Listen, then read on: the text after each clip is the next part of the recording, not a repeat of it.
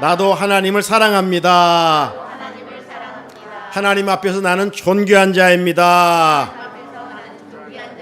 내 옆에 있는 분도 존귀한 자입니다. 사랑합니다. 축복합니다. 사랑합니다. 축복합니다. 우리는 기도로 준비했던 지난 주일 창립 48주년을 맞는 해에 의미 있는 임직 예식을 은혜 중에 잘 마쳤습니다. 하나님의 은혜로 세 분 장로님을 임직했습니다. 다시 한번 세 분 장로님의 임직을 주님의 이름으로 함께 축하드립니다. 나아가서 이미 하나님께서 교회 공동체를 통해서 우리 각자에게 은사도 주셨고 달란트 주셨고 재능도 주셨고 또 직분도 맡겨 주셨는데 우리 함께 힘을 모아 그리스도의 몸된 교회를 아름답고 견고하게 건강하게 주님 보시기에 합당하게 세워갈 수 있는 은혜가 우리 모두에게 있으시기를 주님의 이름으로 축복합니다. 우리에게 주신 그 직분이 때로는 십자가처럼 무겁지만 단순히 내가 느끼는 무거움이 아니라 우리의 모든 직분이 은혜와 또 축복의 통로가 되기를 다시 한번 주님의 이름으로 축복합니다. 우리 장로님 기도 드린 것처럼 계절 참 아름답습니다. 그렇죠? 어디를 가든지 사진 찍고 싶은, 나이 들어 얼굴에 주름살은 있어도 사진 한번 찍고 싶은 이런 강한 충동이 있는 좋은 계절이에요. 이 만추의 11월 어느 화가가 그림을 그린 듯 이렇게 아름답게 그릴 수가 있겠습니까? 참 아름답습니다. 이런 만추의 계절 11월 오늘 첫 주일을 맞았습니다. 이제 원력으로는 11월, 12월 두 달밖에 남지를 않았지요. 하지만 우리는 이 원력이라는 것이 있고 신앙생활에서는 교회력이 있습니다. 이 교회력은 이제 11월 셋째 주일이면 끝이 납니다. 그리고 11월 넷째 주일부터는 교회력에 새롭게 시작되는 기다림의 절기, 어드벤트, 대림절입니다. 11월 셋째 주일이면 한 해를 신앙생활로는 마무리하는 달이에요. 자, 그렇다면 오늘 이제 남은 세 주간 2022년의 신앙생활의 뒤돌아봄과 결산할 수 있는 그런 시점인 것 같습니다. 여러분, 지난 1년 동안 신앙생활 어떻게 해 오셨습니까? 영적으로 좀 성장하고 믿음의 진일보가 있었는지요? 하나님이 원하시는 열매들을 탐스럽게 맺어 오셨는지요? 만추의 나뭇잎들이 붉게 물든 것처럼 우리의 성품과 우리의 인격이 예수님의 마음으로 물들어 오고 있었는지요?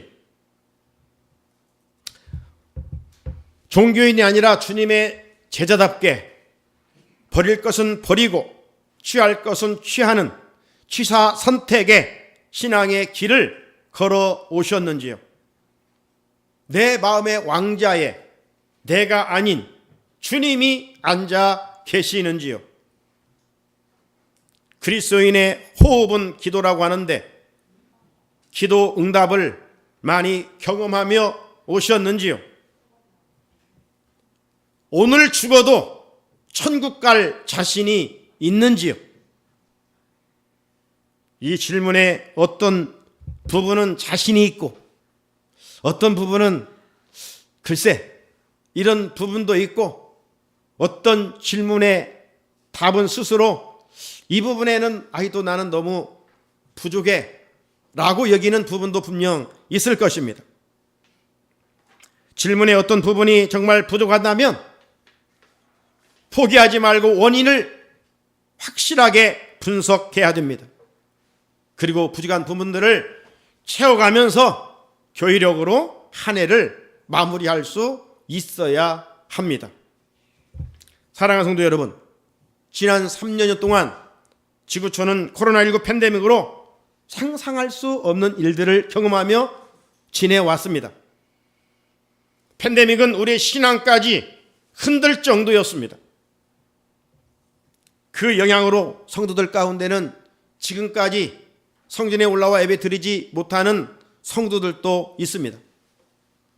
그들 가운데는 육신이 연약하여 나오고 싶어도 나오지 못한 성도들도 계시고, 반면에 나올 수는 있는데도 여전히 나오지 못한 이들도 분명 있습니다. 기억합시다. 다른 것은 다 포기할지라도 믿음을 포기해서는 안 됩니다.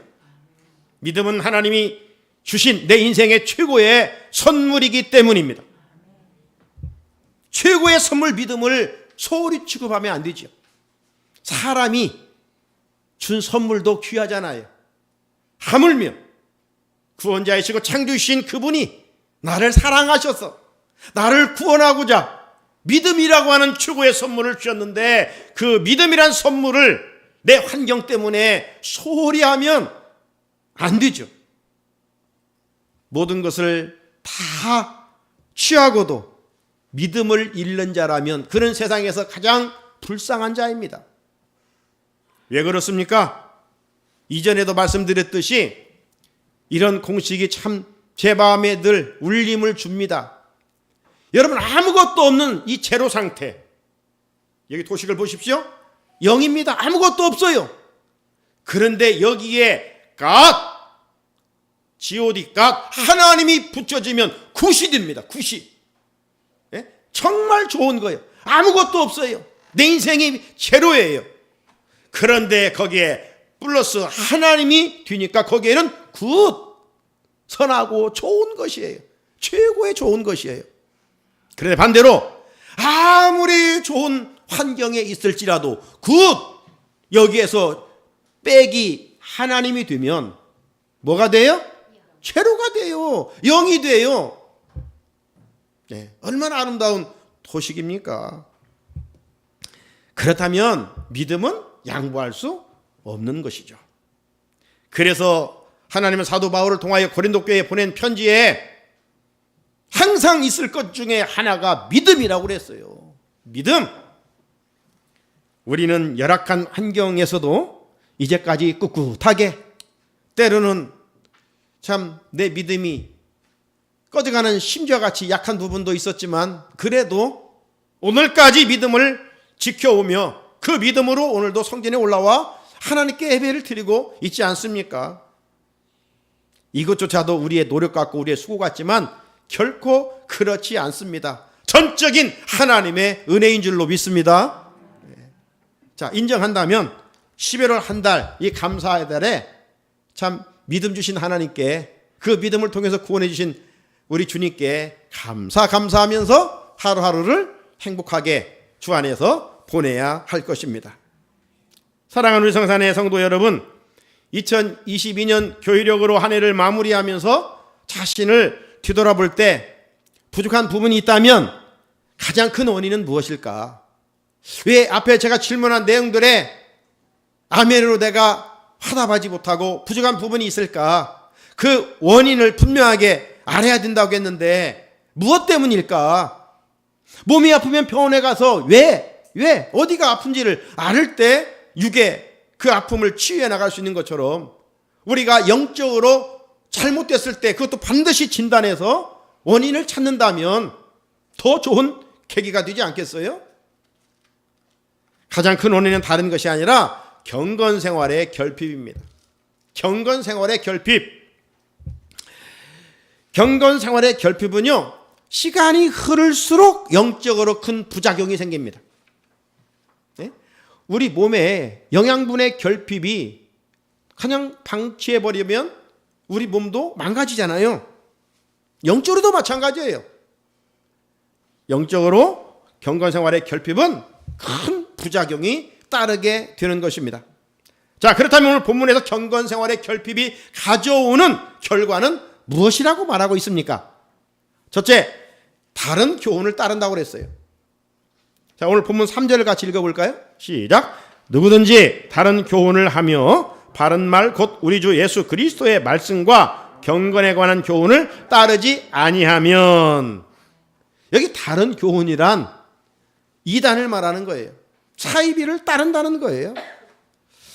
이단은요, 항상 달콤하게 접근해 옵니다. 그럴싸하게 찾아옵니다. 가짜 제품이 진짜 제품인 것처럼 보이듯이 이 거짓이 진리인 것처럼 보입니다.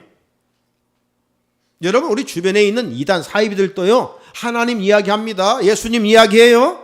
성령님 이야기합니다. 교회의 중요성도 이야기합니다. 뭔 우리가 믿는 신앙생활과 동떨어진 다른 세계 이야기를 하지 않습니다. 우리가 언뜻 들어보면 뭐 거기나 여기나 다른 것 같지는 않습니다. 그래서 이단이란 말이 뭐예요? 다르리 끝단입니다. 끝이 조금 다른 거예요. 끝이. 근데 여러분, 음식이 조금 상한 것은 먹으면 어때요? 안 돼요. 조금 상했다고 아까워서 먹으면 탈나잖아요. 여러분, 이 과일들도요, 조금 이상하다는 것은 속을 파보면 많이 썩어 있는 것을 경험할 거예요. 보이는 부분과 보이지 않는 부분이 달라요.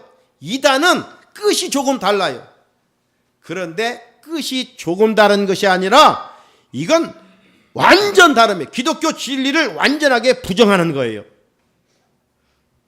이단들은 구원의 조건을 말씀과 100% 달라집니다. 100% 달라져요. 따라서 이 진리의 말씀, 하나님의 말씀, 이 말씀은 우리 영혼을 소생케 하고 우리 영혼을 건강하게 하지만 이 거짓된 이단의 교회들은 우리 영혼을 아주 피폐하게 만들고 병들게 만들고 마침내 우리 영혼을 죽입니다. 그런데 이단에 빠진 사람들을 보면 정통교회를 다니다가 그리 간 사람들이 80% 이상은 된다고 그래요. 왜 거짓 교리에 빠지게 되는 것일까? 이 이단들이 교활하기 때문에 교활한 모습으로 우리를 찾아와 유혹해서 넘어가는 것도 있지만 더 큰 이유는 우리가 믿음 생활의 경건 생활의 결핍인 것입니다. 초대교회부터 오늘에 이르기까지 이단들은 크게 두 가지를 부인해 왔어요. 하나는 하나님의 신성을 부인하는 이단입니다.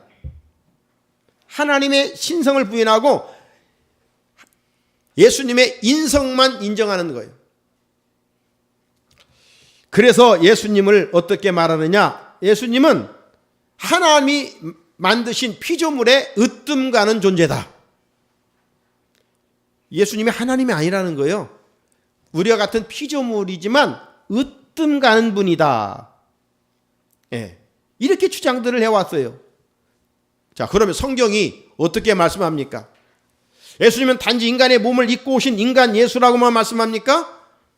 결코 그렇지 않습니다. 요한복음 1장 1절에 보면 태초에 말씀이 계시니라. 이 말씀이 하나님과 함께 계셨으니 이 말씀은 곧 하나님이시니라. 여기 말씀은요, 헬라어로 로고스입니다. 로고스이신 하나님을 말씀합니다. 예수님은 이 말씀처럼 하나님과 함께 계셨고 이 말씀이 곧 하나님이시라는 거예요. 나아가 예수님 자신도 자신의 정체성에 대해서 이렇게 말씀하신 바가 있어요. 요한복음 10장 30절에서 나와 아버지는 하나이니라 하신대. 동급이에요. 동급. 같아요. 예수님의 아들이라고 해서 하나님이 아니라 하나님이신 그분이셔요. 그런데도 오늘날에도 예수님의 신성을 부인하고 대신 교주들이 하나님의 아들 메시아이다. 그러니 교주를 믿어야 구원 얻는다. 이렇게 가르치는 것이죠. 또 하나 반대로 예수님의 인성을 부인하는 이단들이 있어요. 예수님의 신성만 인정해요. 예수님에게는 양성이 있는 거예요. 온전하신 하나님, 온전하신 인간입니다. 둘 중에 하나만 부인해도 이단이에요. 큰 이단이죠. 예수님의 신성을 부인해도 이단이고 예수님의 인성을 부인해도 이단이에요. 그런데 예수님의 인성을 부인하는 사람들의 주장이 뭐냐? 어떻게 하나님의 아들이 타락한 인간의 몸을 입고 이 세상에 오실 수 있겠는가? 들어보면 그럴싸하지 않습니까? 우리가 주인인데 어떻게 예수님이 그런 인간의 모습으로 오실 수 있느냐? 이렇게 그들은 주장을 해요. 그런데 성경은 어떻게 말씀합니까? 예수님께서 분명 인간의 몸을 입고 오시되 우리와 같은 죄는 없으신 분이다라고 말씀하고 계시지요. 왜 예수님께서 인간의 몸을 입고 오셔야만 했습니까? 보이지 않는 하나님이 왜 인간의 몸을 입고 오셔야만 했습니까? 그것은 예수님께서 하나님의 구원의 계획 속에 십자가에 피 흘려 죽으셔서 인류를 죄에서 구원하시기 위함이었습니다. 피 흘림이 없이는 구속이 있을 수 없다라고 성경은 말씀하고 있어요. 히브리서 9장 22절이죠. 율법을 따라 거의 모든 물건이 피로써 정결하게 되나니 피 흘림이 없은즉 뭣도 없다고요? 사함이 없느니라. 피 흘림이 없은즉 사함이 없느니라. 그래서 구약은요 그림자거든요. 희미해요. 왜 구약의 사람들이 죄를 지으면 동물이 죽었습니까? 동물의 피를 통해서 하나님이 사람들을 용서해 주었거든요. 그것은 그림자입니다. 실체가 아니에요. 동물의 피가 구약에는 사람들이 죄를 용서했지만 완전하지 않아서 죄를 지을 때마다 반복되는 제사를 드렸어요. 하지만 그것은 실체를 보여주기 위한 것이었습니다. 실체는 뭐예요? 바로 예수 그리스도이십니다. 예수 그리스도께서 사람의 몸을 입고 오셔서 십자가에 달려 피 흘려 죽으심으로 인류를 죄에서 구원하시고자 하는 것이 하나님의 계획이셨어요. 그렇기 때문에 예수님의 인성을 부인하면 이단이죠. 따라서 하나님께 속한 사람들, 성령의 사람들은 누가 성령의 사람이냐? 바로 예수님께서 육체로 2000년 전 유대 땅 베들레헴에 오신 것을 믿는 사람들이에요. 그런 사람들은 성령의 사람이고 하나님의 사람들이에요. 요한 1서 4장 2절. 이로써 너희가 하나님의 영을 알지니 곧 예수 그리스도께서 육체로 오신 것을 시인하는 영마다 하나님께 속한 것이요. 누가 하나님께 속한 자녀들이에요? 예수님께서 육체로 오신 것을 믿는 자. 한 곳 더 보면 요한일서 1장 7절도 미혹하는 자가 세상에 많이 나왔나니 마지막 때 이단 사이비들이 세상에 많이 나왔나니 이는 예수 그리스도께서 육체로 오심을 부인하는 자라. 육체로 오심을 부인하는 자 다 이단이에요. 이런 자가 미혹하는 자요 적그리스도다. 분명히 말씀하고 있잖아요. 예수님께 속하지 않은 자들은 예수님의 인성을 결코 인정하지 않아요. 우리는 예수님의 신성도 인정하죠. 예수님의 인성도 인정하죠. 왜? 내가 뭐 지식이 탁월하기 때문에? 아니에요. 나보다 지식한 사람, 많은 사람은 세상에 더 많아요. 그런데 왜 예수님의 하나님 되심과 사람 되심을 믿습니까? 성령께서 우리에게 은혜를 주시니까 그냥 믿어지는 거예요. 할렐루야. 믿어지는 것이지 내가 막 믿으려고 노력하지 않잖아요. 사랑하는 우리 성산의 성도 여러분, 자 그런데도 왜 이 마지막 때 이렇게 미혹하는 영에 많은 사람들이 넘어질까요? 마지막 때는 믿음 있는 자를 보겠느냐? 주님이 안타까운 말씀을 하십니다. 그러니까 믿음이 흔들려서 미혹하는 영에 뭐 병이 좀 낫는다 하면 그냥 그리 휙 가고요. 뭔 이적을 보인다 하면 또 휙 쓰러지고요. 여러분, 이단들도 얼마든지 뭐 치유 사역 더 우리가 생각하는 놀라운 일들을 해요. 네? 세상 종교도 할 수 있는 거예요. 그렇기 때문에 우리가 교회론과 우리의 신앙관이 제대로 서 있지 않으면 마지막 때 그런 일로 인하여 우리 어려움이 처할 때 비바람에 곡식들이 쓰러지게 된다는 거예요. 넘어지게 된다는 거예요. 한마디로 말하면 경건 생활의 결핍으로 영적 분별력을 상실하기 때문입니다. 유기당하는 그 사건들이 있잖아요. 왜 당합니까? 이 어린아이들이 분별력이 없기 때문입니다. 어떤 낯선 아저씨가 나타나가지고 여기 아저씨가 사탕 줄게, 아니면 저기 가게에 가서 사탕 응? 맛있는 거 사줄게. 아저씨 따라올래? 그러면 당장 그 사탕이라고 하는 단어에 꽂혀가지고 아이들이 따라갔다가 못쓸 짓을 당하게 되잖아요. 분별력이 없기 때문에 그런 겁니다.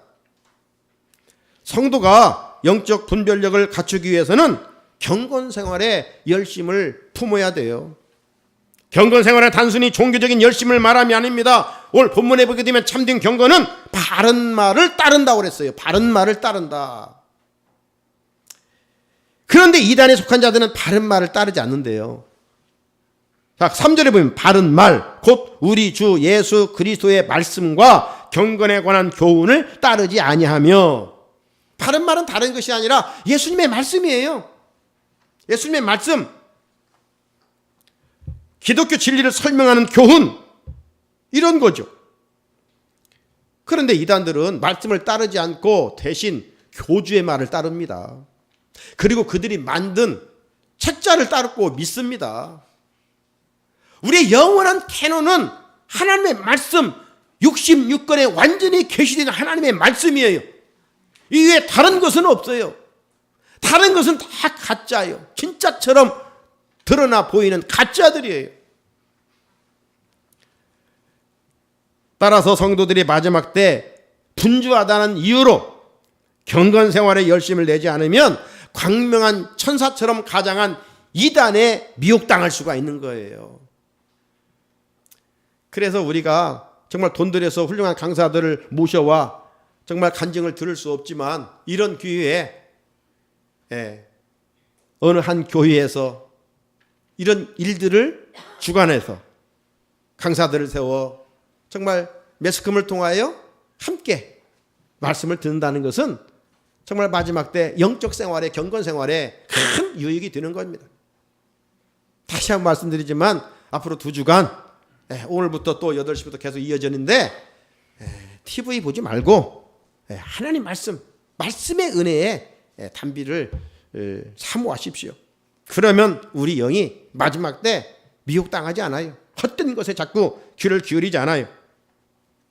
여러분, 신앙은 무엇을 믿느냐, 어떻게 사느냐, 이거입니다. 우리는 무엇을 믿어요? 예수님만이 유일한 구원자이심을 믿고 그분의 말씀대로 순종하며 사는 것을 따르는 자예요. 그러면 다른 교훈을 기웃거리지 않습니다.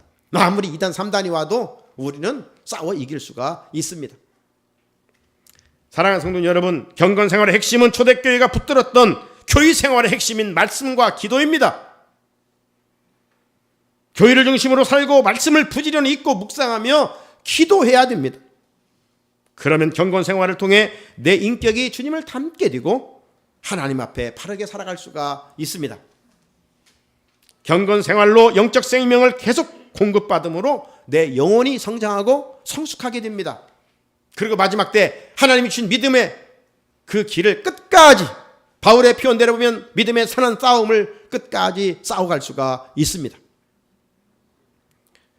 둘째, 경건 생활의 결핍은 교만한 행동을 한다고 그랬어요. 4절을 같이 한번 읽어볼까요? 4절 시작. 그는 교만하여 아무것도 알지 못하고 변론과 언쟁을 좋아하는 자니 이로써 투기와 분쟁과 비방과 악한 생각이 나며. 교만한 사람들의 특징이 뭡니까? 남보다 뭘 많이 안다고 생각합니다.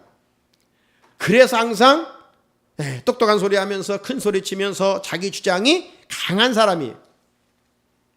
그런데 성경은요, 교만한 자들을 향해서 뭐라고 한마디로 평가하느냐? 그는 교만하여 아무것도 알지 못하고, 뭐 많이 안다고 하지만 하나님이 평가할 때는 아무것도 알지 못한다는 것입니다. 그러니까 결국 교만한 자들은 뭐예요? 오늘 말씀처럼 변론과 언쟁을 좋아하고요, 또 투기, 분쟁, 비방, 악한 생각을 하게 된다는 겁니다. 이런 말씀은 당시 헬라 사회에 소피스트들이 있어. 소피스트. 이 소피스트들은 철학자, 지혜자들이라고 하는데요. 물론 이들은 정말 당대 최고의 지성인들이라고 할 수가 있습니다. 이들이 많은 것을 스스로 알고 있다라고 하기 때문에 이 광장, 아고라라고 하는 그런 광장에 모여서 서로 막 토론을 합니다. 서로 토론을 하고 또 지지 않으려고 서로 논쟁을 일삼습니다. 자, 그렇다 보니 결과는 어떻게 되겠어요? 늘 투기하고 분쟁하고 비방하고 이렇게 끝나는 거예요. 참 오늘날 정치권을 보면 그런 것 같아요. 여야 국회의원들도 똑똑한 사람들이죠. 그러잖아요. 그런데 그들이 모여서 서로 상생협력, 협치하지 못하고 별것도 아닌데 소인배 정치를 하고 있잖아요. 나라를 위한 정치가 아니라 당을 위한 정치를 하고 있잖아요. 사사건건 반대를 위해서 반대를 하고 부딪히면서 변론과 언쟁을 일삼고 분쟁, 비방, 악한 생각을 도모합니다. 왜 그래요? 스스로 많이 한다고 교만하기 때문입니다. 또 하나 당시 영지주의자들의 영향을 받은 자들이 교회에 들어와 말로 어지럽혔기 때문입니다. 이 영지주의자들, 그노스틱, 세상 지식과 더불어서 영적인 지식을 많이 안다고 생각하는 사람들이 영적인 지혜, 지식, 이걸 말하면 영지주의, 그노스틱. 이들 스스로도 소피스트처럼 저들과는 다른 또 우리는 지혜를 가지고 있다. 이렇게 생각하면서 교만했어요. 하지만 하나님 보실 때 저들은 영적으로 많이 알고 있는 것이 아니라 아무것도 알지 못하는 어리석은 사람이었던 것이죠. 속담에 어떤 말이 있습니까? 이런 가을의 알곡은 고개를 숙이는 거예요. 쭉정이가 뻣뻣이 서 있지. 빈깡통이 요란하지. 그죠? 겸손한 자는 입 대신 행동으로 대신합니다. 그런데 교만한 사람들은 행동은 없고 말만 앞세웁니다. 교회 공동체에서 잘못하면 그런 일이 있을 수 있어요. 신앙생활 오래 해서 아는 것은 많아요. 그런데 영적인 체험이 없어요. 그래서 결국 행함이 없게 되는 것이죠. 이런 사람들은 은혜로운 말은 하지 않고 항상 똑똑한 말은 해요. 그런데 결국 교회 질서를 어지럽게 하는 것이죠. 하나님은 이런 사람들을 가리켜 이렇게 평가하십니다. 그는 교만하여 아무것도 알지 못하고. 사랑하는 성도 여러분, 그렇다면 하나님이 인정하는 진정한 지혜자는 누구일까요?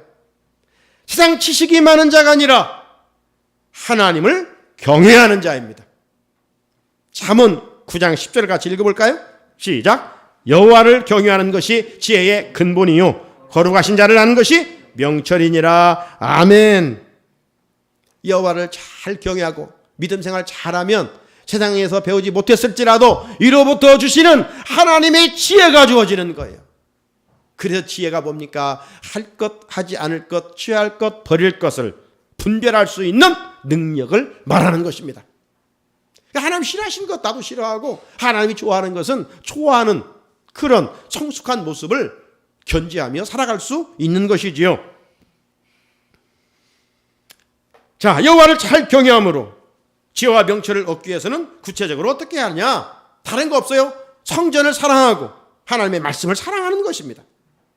하나님이 이런 사람들을 가리켜서 신약가에 심겨진 나무와 같이 형통한 사람이라고 말합니다. 하나님을 경외하면 지혜를 얻기 때문에 대인관계에 다투거나 변론하거나 이런 언쟁을 하지 않습니다. 투기, 비방, 분쟁, 악한 생각도 하지 않습니다. 왜? 이런 것들은 하나님이 싫어하시는 것을 알기 때문입니다. 대신 하나님을 경외하는 자들은 성령이 기뻐하시는 열매들을 맺으며 살아가는 것이죠. 그래서 나도 기쁘고 다른 사람도 유익하게 만드는 것입니다. 그렇다면 우리가 부지런히 마지막 때 할 일이 뭐예요? 경건생활입니다.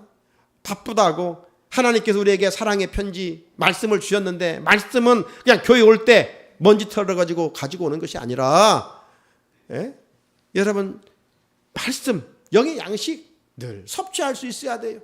몇 절 말씀이라도 늘 읽어가면서 하루에 석 장 읽고 주일날 5장 읽으면 1년에 1도 하고 있어요. 그런데 그것까지도 하지 못한다면 정말 주님을 사랑한다라고 우리가 말할 수 있겠는가? 텔레비는 2시간, 3시간 보면서 그 몇 분을 투자해서 말씀을 읽는 일에 인색한다면 오늘 우리 스스로의 하나님 앞에서 이 3주 남은 교일에게 시간들 다시 한번 새로운 결단을 해야 하지 않을까 생각을 해보는 것이죠. 부지런히 할 일은 경건생활입니다. 그러면 주님의 성품을 닮아 우리가 겸손할지언정 교만하지는 않습니다. 한 가지 더 말씀드리면 결핍은 마음이 부패해집니다. 자, 5절 한번 5절 시작. 마음이 부패하여지고 진리를 잃어버려 경건을 이익의 방도로 생각하는 자들의 다툼이 일어나느니라. 아멘. 경건 생활의 결핍은 마음이 썩는다는 겁니다. 마음이 부패해진다는 겁니다. 그래서 경건 생활을 하지 않으면 하나님 모시기 싫어하고 심지어 이제 하나님이 없다 이렇게 말합니다. 이런 타락한 마음을 회복할 수 있는 것은 주님의 십자가의 은혜밖에 없어요. 주님의 십자가는 우리의 부패한 마음을 새롭게 회복시켜 줍니다. 그러면 우리는 하나님의 실존을 인정하게 되는 것이죠. 이미 주신 거룩한 마음을 지속하는 비결이 뭐가 있어요? 다른 게 아니라 경건 생활입니다. 여러분, 화분에 물을 주지 않으면 꽃이 시들어요. 채방에 지난주 권사님이 그 꽃병에 길게 해서 그 꽃 한 송이를 심어놨는데 그건 물이 있으니까 지금도 싱싱해요. 그리고 제가 여기 가슴에 달았던 그 꽃도 같이 넣어놨는데 아까 박장님 들어와서 같이 보니까 그것은 이제 나무가 끝이 작으니까 물에 밑이 안 닿아가지고 벌써 말라버렸어요. 물기가 없으니까 꽃이 시들어버려요. 이처럼 우리도 경건 생활을 하지 않으면 주님의 신령한 생수를 공급받지 못함으로 말미암아 우리 마음의 꽃이 시들고 삶의 자리에서 그리스도의 향기를 풍길 수가 없어요. 오늘 우리가 한번 예배 드리는 것으로 만족해서는 그리스도인답게 살아갈 수가 없다 이 말이에요. 스스로의 경건 생활이 반드시 필요합니다. 장마의 제방이 무너지면 물난리로 많은 피해를 입듯이 우리 마음의 제방이 무너지면 그 피해는 말할 수가 없어요. 그래서 하나님은 잠언 4장 23절을 통해서 모든 지킬 만한 것 중에 더욱 네 마음을 지키라. 생명의 근원이 이에서 남이니라 말씀하셨습니다. 나아가 경건 생활의 결핍은 마음이 부패하여 마침내 진리를 잃어버린답니다. 진리를 잃어버린대요. 진리를 잃는다는 말은 자신의 권리를 상실하게 된다는 겁니다. 이전에는 진리를 가졌으나 이제는 진리를 박탈당하게 된다는 것을 말합니다. 우리 정치사의 젊은 당대표가 돼가지고 어떤 젊은이들에게 큰 희망을 주는 그런 일이 있지 않았습니까? 그런데 지난 과거에 발목이 잡혀가지고 이 당대표의 위기를 맞아가지고 막 법정 다툼을 하지 않았어요? 결국 당대표의 권위를 잃고 비참하게 끝났어요. 하지만 이보다 더 큰 수치스러운 일은 뭐냐? 진리의 권위를 잃어버리는 거예요. 진리의 권위를. 진리가 누구입니까? 예수 그리스도이십니다. 요한복음 14장 6절에 주님께서 나는 곧 길이요 진리요 생명이니 말씀하지 않았어요? 흔히들 우리는 그런 말합니다. 건강을 잃으면 다 잃는다. 맞죠? 우리 육은 그래요. 건강을 잃으면 다 잃는 거예요. 건강이 소중성이죠. 하지만 진리를 잃으면, 예수를 잃어버리면 다 잃을 정도가 아니라 그 인생의 종착역은 지옥불이에요. 사도 요한은 그 지옥을 가리켜서 유황불이 타오르는 둘째 사망이라고 했어요. 사랑하는 성산의 성도 여러분, 오늘 내 마음의 상태는 어떻습니까?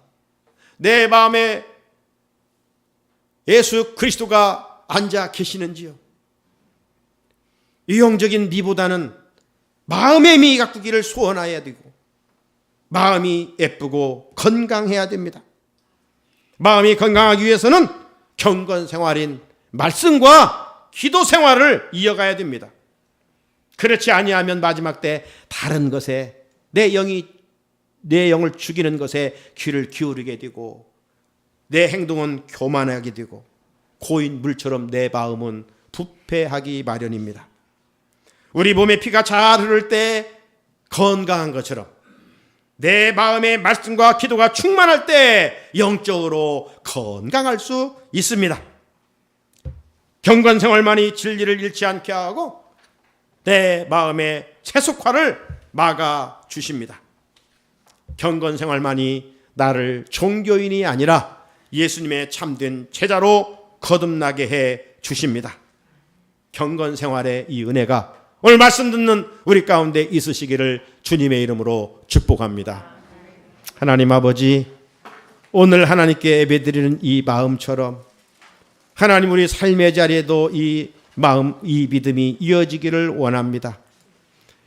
육의 양식을 위해 기도하여 육의 양식을 먹는 것처럼 우리는 영적 존재이기 때문에 영의